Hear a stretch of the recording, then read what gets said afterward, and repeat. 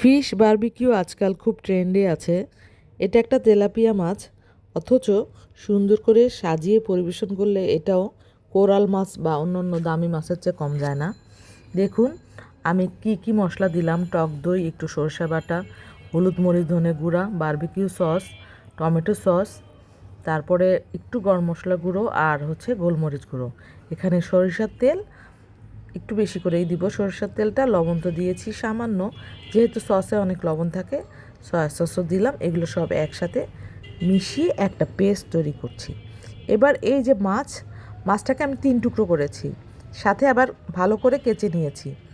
আর এই যে লেবুর রস সব দিয়ে ভালো করে মাখিয়ে 1 ঘন্টা ম্যারিনেট করে রেখেছি। এবার গরম তেলে খুব অল্প আঁচে ধীরে ধীরে আমি এটাকে কুক করব। কুক বলতে ভাজি করব, এবং অনেক সময় নিয়ে করার ফলে মাছটা খুব সফট হয়ে যাবে। তারপরে আবার 3টা টুকরা জোড়া দিয়ে এভাবে একত্র করে পরিবেশন করব। দেখুন আপনার গেস্ট কতটা খুশি হবে আর ভাববে তার সম্মানে আপনি কত কিছু করে ফেলেছেন, তাই না?